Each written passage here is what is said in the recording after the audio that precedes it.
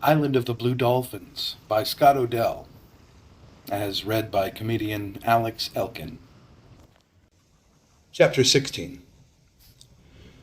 The white men's ship did not return that spring or in the summer, but every day, whether I was on the headland or gathering shellfish on the rocks or working my canoe, I watched for it.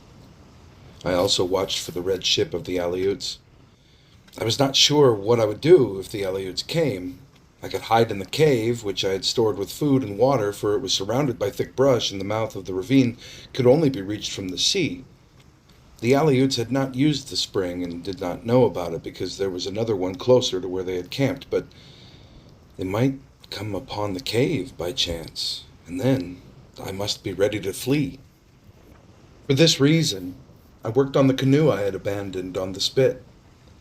I went to the place where the others were hidden, but they were dried out and cracked.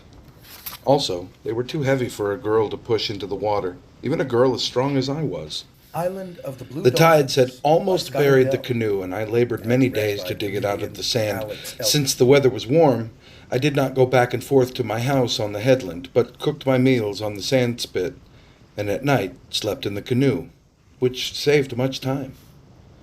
Even this canoe was too big for me to pull easily in and out of the water, so I set about making it smaller. I did this by loosening all the planks, by cutting the sinews, and heating the pitch that bound them together. I then shaped these planks to half their length, using sharp knives made from a black stone which is to be found at one place on the island, and bound them back together with fresh pitch and sinews. The canoe, when I had finished, was not so beautiful as it had been before, but I could now lift one end of it and drag it through the waves. All the time I was working on the canoe, which was most of that summer, Rontu was with me. He was either sleeping in the shade of the canoe or running up and down the sand spit, chasing the pelicans that roost there in great numbers, because there are numerous fish nearby. He never caught any of the birds, yet he would keep trying until his tongue hung out of his mouth. He had learned his name quickly, and many words that meant something to him. Zalwit, for example, which is our word for pelican, and naip, which means fish. I talked to him often, using these words and others and many that he did not understand, just as though I were talking to one of my people. Rontu, I would say, after he had stolen a special fish I had speared for my supper. Tell me why it is that you are such a handsome dog, and yet such a thief. He would put his head on one side and then the other, although he knew only two of the words, and look at me. Or I would say, it is a beautiful day. I have never seen the ocean so calm, and the sky looks like a blue shell. How long do you think these days will last? Rontu would look up at me just the same, though he understood none of the words, acting as if he did. Because of this, I was not lonely. I did not know how lonely I had been until I had Rontu to talk to. When the canoe was finished and the pitch had dried, I wanted to find out how it went through the water and if the planks leaked. So we set off on a long voyage around the island. The voyage took all of one day, from dawn until night. There are many sea caves on the island of the Blue Dolphins, and some of them are large and go far back into the cliffs. One of these was near the headland where my house stood. The opening was narrow, not much wider than the canoe, but once we were inside, it spread out and was larger than my place on the headland. The walls were black and smooth and slanted far up over my head. The water was almost as black, except where light came through the opening. Here it was a gold color, and you could see fish swimming around. They were different from the fish on the reefs, having larger eyes and fins that drifted out from their bodies like kelp. This place opened into another, which was smaller and so dark I could see nothing. It was very silent in there, with no sound of the waves on the shore and only the lapping of the water against the rocky walls. I thought of the god Tumayawit, who had become angry at Mukat and gone down into another world, and I wondered if it were not to such a place as this that he had gone.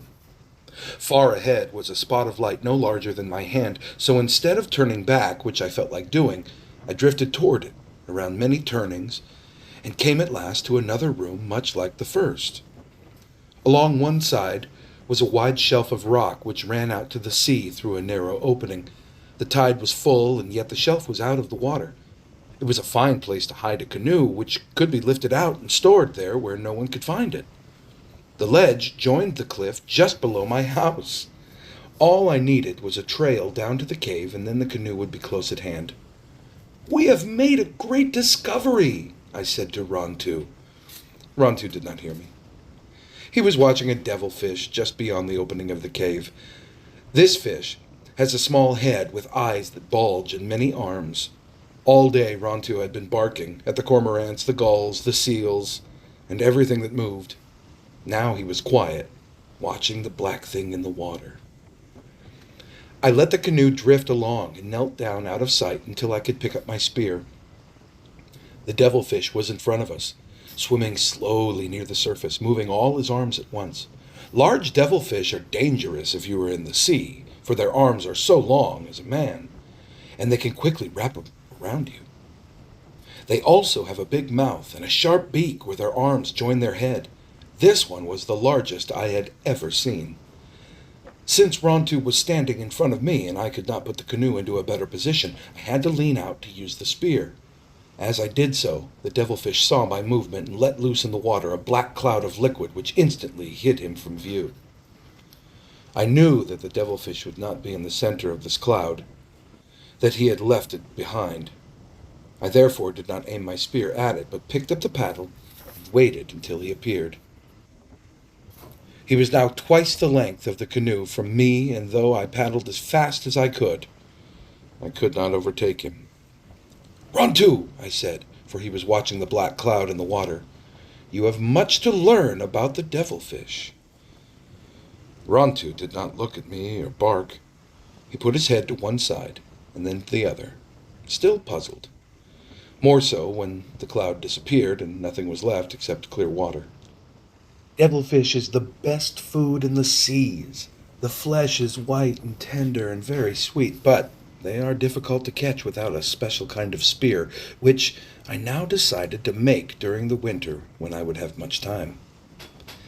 I took the canoe to Coral Cove, not far from the cave, and pulled it up on the shore out of the reach of the winter storms. There it would be safe until spring, when I would hide it in the cave that Rontu and I had found. It was easy to paddle and did not leak. I was very happy. End of chapter 16.